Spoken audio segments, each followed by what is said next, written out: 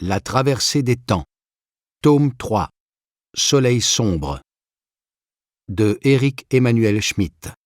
Lu par l'auteur.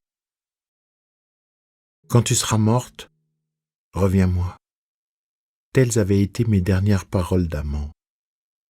Devant les ruines de Babel, ces monceaux de gravats où saillait un pilier, un pan de mur, des statues décapitées, ce linceul de poussière sous lequel pourrissaient des cadavres par milliers, j'avais posé mes lèvres contre le lobe velouté de sa minuscule oreille, aspiré l'odeur de châtaigne qu'exhalaient ses cheveux, senti une ultime fois la chaleur de son corps et, en fermant les paupières pour conserver à jamais toutes ces sensations, j'avais murmuré « Quand tu seras morte, reviens-moi ».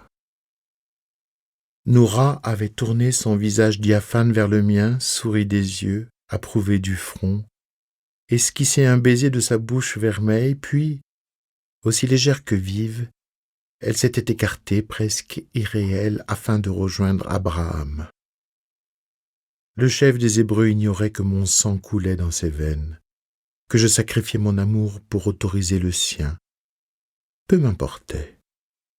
Abraham méritait le bonheur, Noura également. Préférant leur félicité à la mienne, je me retirai du jeu.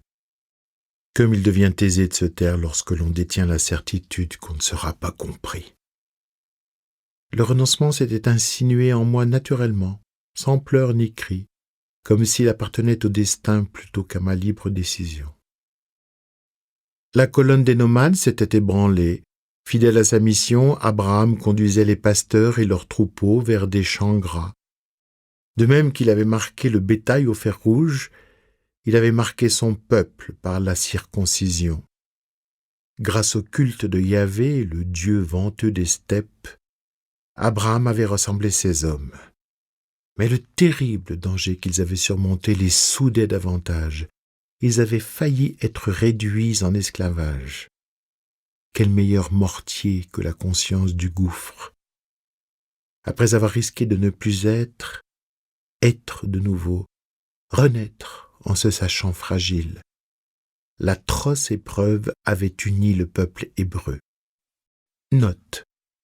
Je ne connais pas de peuple dont l'identité soit à ce point fondée sur le malheur que le peuple hébreu. Son histoire se résume à une succession de projets d'élimination à son encontre ayant échoué in extremis. Dieu le premier s'en prend à cette communauté, qu'il a pourtant élue, et multiplie les massacres. Le déluge provoque une véritable hécatombe à laquelle ne survit que la famille de Noé. Plus tard, Dieu s'acharne sur ceux qui se plaignent de la famine en leur lançant des serpents, et il écrase ceux qu'il critique. En 597 avant Jésus-Christ, voilà que le roi perse Nabuchodonosor II s'en mêle et déporte à Babylone l'élite juive de Jérusalem. Sédécias rase ensuite la ville, puis un nouvel exil se produit au bout de 5 ans.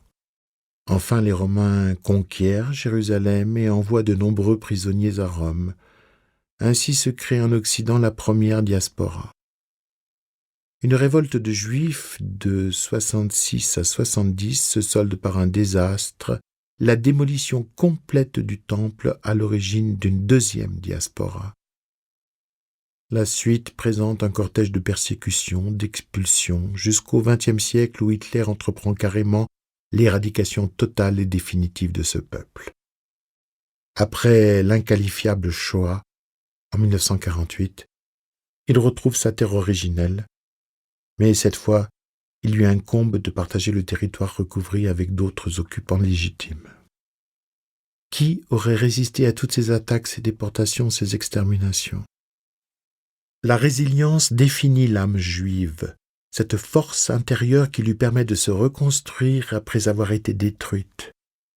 Si les Juifs décomptaient les défaites et les victoires qui jalonnent leur histoire, la balance pencherait lourdement du côté des défaites, si bien que leur plus grande victoire est leur capacité à renaître après l'échec.